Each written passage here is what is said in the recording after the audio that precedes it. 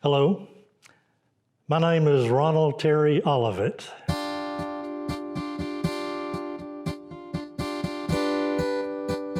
Around Theater Tuscaloosa circles, I'm just usually called Doc. I'm a volunteer for Theater Tuscaloosa. I'm not a theater professional by any means. I have accumulated a fair amount of experience in theater through my association with this theater and some others. I have been a volunteer for Theater Tuscaloosa in several areas. One is in regard to administrative things. I've been on the Theater Tuscaloosa Board of Directors 18 out of the last 20 years. That's a lot of board meetings. That's a lot of decision-making about things that have affected the theater here. But anyway, that's one area, a volunteer. Another is I have been behind stage doing technical things for the theater and for its productions for that same period of time. Another thing is actually performance. I have volunteered to be in a few plays, and I've been drafted to be in some others. When I was working as a cardiac surgeon quite a few years ago, I was out walking along the side of the road one day. I was picking up litter off the side of the road. This young fellow stuck his head out the car window and said, "Why don't you get a real job?" And I thought at the time I had a real job, pretty important, pretty impactful job. But so I really appreciated the humor of that incident. My real job was a heart surgeon. Being a heart surgery is a great job. It is a great career. It's one that I'm proud of and have so many good feelings and memories about. Heart surgery happens to people when they're in crisis and at their lowest ebb, and literally their lives and health being threatened. And being able to do surgery to help alleviate that pain, that suffering, and that restoration of life itself is a very mind-boggling kind of thing. But it's also tough. It's physically demanding.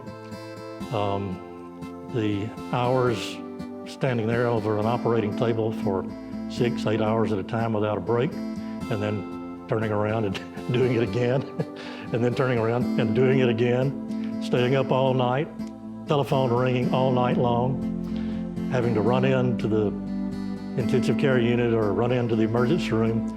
Our group did all of thoracic and cardiovascular surgery as well as heart surgery. So, we were doing cases for lung cancer, for trauma, gunshot wounds, strokes happening with blocked carotid arteries, people dying of ruptured aortic aneurysms, and people with cold legs from blocked peripheral arteries. So all of that was in our bailiwick, and all of that stuff is very serious, very threatening. Not everybody makes it. Not every result is good, but most of the time it's okay. But all of that is very heavy, psychologically, emotionally, and physically. So at the tender age of 59 and a half, I retired after about a 30-year career of doing that. When I retired, I knew that all of a sudden I would have some time on my hands, and wondered what I should do with myself and to keep using my time in a way that contributed to society and to other people other than just my own entertainment and enjoyment and relaxation. So got to thinking, and one thought returned to me that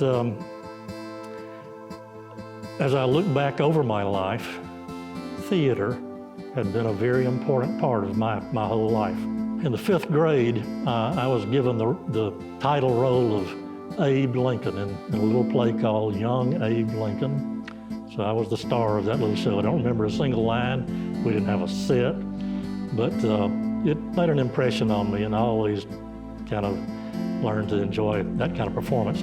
Got into high school, and I think in the 8th grade, I was cast in a play called The Night of January 16th, about this gangster, and I was about 120 pounds and I had a little pencil mustache drawn on me. I was Larry Reagan, the kind of the gangster, but I got to hug the heroine, who was one of the majorettes at our high school. So anyway, it was a pretty fun introduction to being on a real stage. Talladega High School had a dramatics club, and I joined that immediately, of course, and we had a pretty good sponsor that did some good work with us, but then she quit and we were left with nobody that knew anything about putting on plays. I was the president of the dramatics club for a couple of years, and because of that hole, I took it on myself to direct a play on the stage at Talladega High School, which I did. I wanted to do Rebel Without a Cause. Administration said, absolutely not. So we did a silly little comedy called Meet Corliss Archer. It was terrible, but it was fun. My high school senior trip, we went to Washington, D.C. and New York City, and I was fortunate enough to see my first Broadway play. This would have been in 1961. As a college freshman, I was actually preparing at a church-related college to become a minister. After a few months of that, I changed my mind and decided I really want to be a doctor instead, so that didn't last too long. But while I was there, I was involved with their theater department and in a play or two and backstage a little bit. And then got to the University of Alabama, transferring into pre-med, and absolutely had my sights set on getting into medical school. Hard study, no time, no exposure to theater whatsoever for the whole years of my college life. Medical school, 4 years of the same thing. Got to the Mayo Clinic for my residencies, my training in surgery. And it so happened we would go to the community theater productions, and they decided to put on, the Rochester Community Theater decided to put on Man of La Mancha. Backtracking a little bit earlier, while I was in medical school, my wife and I did make a medical mission trip to Africa to work for a summer. And on the way to go to West Africa, we had to spend a night in New York City working out visa things and that sort of thing, but we had time to go see a Broadway show. And the Broadway show that we saw was in 1968, Richard Kiley creating the role of Don Quixote in Man of La Mancha. Now that one blew me away. That's theater. That's musical theater. That's heavy stuff. When Rochester Civic Theater decided to put this on, I said, can I do this? Can I be involved with that wonderful play? And it just so happens in surgical training, you kind of go from one rotation to another, whether it's GYN or pediatrics or general surgery or ENT, whatever.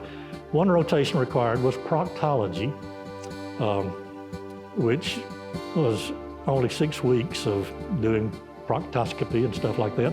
Very few proctologic emergencies, so I was able to go to rehearsals, get cast in the play, and go to rehearsals wearing my beeper, which fortunately didn't go off much on that rotation. And then my chief resident was willing to take the full call off me when we actually did the 14 sold-out performances of Man of La Mancha. I was one of the muleteers, chorus role, singing, action, got to fight Don Quixote, and lots of fun things. But anyway, that was blazoned into my memories. And we had 2 little boys come along by then, and I had them down in our basement sitting on sawhorses while I sang the songs from Man of La Mancha, and they rode the sawhorses as if they were Don Quixote and Sancho Panza. Anyway, that was the sum total of my theatrical experience, basically, all through training. Got to Tuscaloosa, got into the heart surgery business, and obviously didn't have time to do anything theatrically through all of those years, but we did season tickets to the Theater Tuscaloosa, season tickets to University of Alabama Theater and Dance, season tickets to the Alabama Shakespeare Festival in Montgomery, and we would occasionally make a trip to New York and see 4 or 5 Broadway plays in a weekend. So we got more and more involved as theater goers and patrons and theater lovers as time went along here, as my work continued. Then, when I retired, the thing that I did was to start a bunch of taking classes for credit here at Shelton State Community College. And what I did was take everything that the theater department here offered, acting 1, acting 2, voice and diction, stage movement. I also took other things kind of semi-related like fencing and Spanish, and piano, music theory, carpentry, computer-assisted design, and most of all, stagecraft. Stagecraft was taught by the technical director of Theater Tuscaloosa at that time, Charlie Dennis. Charlie became my idol. Charlie taught me my first formal information about stagecraft. That course involved practicums that the students would come back here and help in the scene shop, building scenery and so forth. And that was a required part of the course. After the course ended, I enjoyed doing that so much that I just started blocking a couple of afternoons a week to come and just volunteer as an assistant in the scene shop. So that then went on until the present, or at least till COVID made our theater go dark over a year ago. But I have spent countless hours working in the scene shop here. All of it, of course, is on-the-job training, doing everything from the carpentry to a little bit of the welding to painting, putting up scenery, putting up scaffolding, hanging lights, all of the technical aspects of the backstage theater. Didn't get much into sound. Anyway, I've basically done all the jobs here under some expert supervision. I assisted the construction of the last 85 Theater Tuscaloosa productions. And I've been kind of the technical director, scenic designer, and builder of some sets for productions at the University of Alabama's Olivet program. That's something we've been involved with, continuing our class experience, continuing ed for old folks like me. So anyway, I've spent a lot of hours building stuff. Memorable sets that we did. I loved helping to build and manipulate the set for Peter Pan. The play starts off in the Darling nursery, and then when they start to fly, the set explodes and goes off into the dark and goes away. And it was a big, tall set of many pieces. And the next act, the lost boy's home, underground and above ground, has to be occupying most of the stage.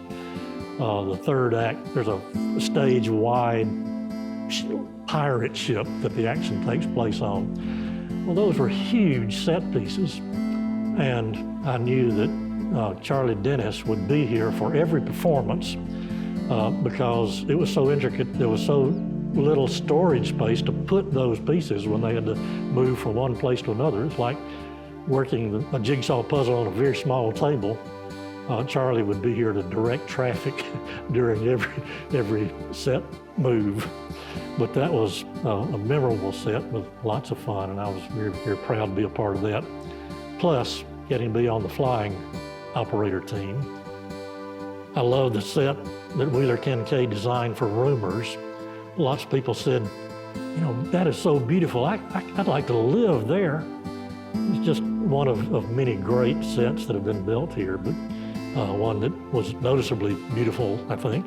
Noise is off. The set that has to rotate between acts 180 degrees so that the audience sees the action from the front and then from backstage and then again from the front. That was a technical marvel. And then probably one of the most difficult sets that we built was for the producers. There's a scene in the producers where the bimbo paints the walls of the office. And so at the end of one act, the office is orange. And when you come back after the intermission, the walls are white. And so how do you do that? Well, you don't paint them and wait for it to dry during the intermission. You have a duplicate set of wall coverings, flats that hang on a frame that have to be taken off and replaced with a different color. And so a real rat race to get all of that change done during the intermission. Been on the crew in one job or another on about 18 Theater Tuscaloosa productions. And when you talk about the number of hours put into a show, it goes up exponentially when you go from the 4 to 6 weeks that you spent building the set to now going to every rehearsal and being there for every performance and strike and the whole thing. You're talking about many, many, many more hours of service. Then on top of that, when you're a character in the play on stage, there's those hours of rehearsals and productions at the same time. You're still working in the shop building the set and helping out with the technical aspects of it. Been an assistant stage manager. I've operated the light board. I've operated follow spots. I've been the fly captain, pulling on these ropes and making stuff fly. I was a flight operator on the Peter Pan production. Been on the deck crew many times, just schlepping scenery and mopping floors and doing all the kind of the grunt work that it takes to put on these shows. Toughest of all was being a stage manager. Paul Looney was going to put on one of his favorite shows, Little Night Music, and they scraped and got to the bottom of the barrel and could not find a stage manager. I had never stage managed a show before, but I agreed to do it. I had sat by the elbow of stage manager on many shows. I'd been on the headset listening to people call shows for many, many times, and I kind of knew how it worked. So I studied some, I practiced some, I got up courage enough and actually did it, and it turned out to be a wonderful show. Probably not the best stage management job ever performed on this stage, but we got through it. And it just increased my respect so much for the stage management people that do this and do it well and do it regularly, because it's second to the director, it's the hardest and toughest role in putting on a play. And it's so important and underappreciated. Favorite shows that I've worked backstage, once again, I'd go back to Peter Pan, getting to be a flight operator and seeing that process work. I sort of became a local expert on it, and subsequently have flown 4 productions of the Nutcracker Suite with Birmingham Ballet on the stage of the BJCC in Birmingham. Another production of Peter Pan, where I was the chief flight operator on a production at the Virginia Sanford Theater in Birmingham of Peter Pan. So I was the guy that got to jump off nearly the top of a 10-foot ladder, holding onto the rope that projects Peter Pan through the window onto the nursery floor. So anyway, flying became a nice part of my repertoire. Has been part of the most fun part. Even got to fly in one of those Nutcracker productions, got to fly my granddaughter, who was a dancer, and she had the role of Jack Frost, who got to fly and just do somersaults in the air through the falling snow. The technical part has been kind of my main contribution, I suppose. I consider myself a techie, not a performer, or at least a lot more of a techie than I am a performer. I have volunteered some, though, as a performer on the Bean Brown stage. I've been in 5 Theater Tuscaloosa productions. The shows that I have chosen to participate in have been those that really meant a lot to me and my thinking and my ethos and my message to the world. To Kill a Mockingbird was one of that category, of course. When we moved from Rochester, Minnesota to Alabama, we had boys in elementary school. As part of the preparation for the culture shock of moving from the north to Alabama, we read out loud to them the book To Kill a Mockingbird as part of their preparation. So that had meant a lot to us for a long time. One of the other cast members of that was Dylan Snyder. He was 7 years old. He had been in several plays. He knew the lines of everybody else in the play. That guy was absolutely amazing. And of course, we all know the career he went on to have and what a remarkable man he is. The second play I was in was 1776. I didn't really audition for that one. Paul was directing that and needed another body. Couldn't find enough men to fill out all the roster of signers of the Declaration of the Independence. So anyway, he got me a role, so I played the Reverend Jonathan Witherspoon from Delaware, I believe. And once again, that play was stocked with all of my idols, the professional but volunteer people that have made this theater sing over the years. Jeff Wilson is Thomas Jefferson, Charles Prosser is Ben Franklin, Jake Boyd, who has done a previous Masterclass for us, was a messenger who I remember as a young high school lad sat there and sang this most beautiful ballad about his mama. And I was blown away by Jake Boyd and proud to be on the same stage with him. And of course, Jake went on and done the National Touring Company as the main love interest in Wicked. So he made it big time. Next show I did was Amadeus. That was my biggest role, and I was probably the weakest link in that chain as far as that show was superb. I was Emperor Joseph II, the Emperor of Austria-Hungary. So there I was in a white powdered wig and fancy clothes with badges and sashes and high heels and stockings and the whole schmear, not fitting my image of myself very well, but there I was. That role was memorable to me for many, many reasons, but one of them was that where intermission came and somebody came running backstage and said, "Would you please go to the box office?" And here I am in full costume, high heels and all. Somebody has passed out, somebody is unconscious in the audience, and they've moved them to the box office. So here I go, traipsing down the corridor in my full uniform and hover over this gentleman who had passed out briefly and was coming around and, made sure that he was okay and stabilized and didn't need anything urgent. But I just always felt so embarrassed that the guy would wake up, look up at me and see Emperor Joseph hovering over him and wondering where he was and what was happening. So anyway, that was one memorable thing from that. The other one was the great review that I got in the University of Alabama's student newspaper, the Crimson White. The young man that wrote that review liked the play pretty well, but he declared me probably the worst actor that he had ever seen on stage, which I couldn't argue with. He said that my pronunciation of the phrases that I've had to speak in French was not even as good as a high school French student's accent.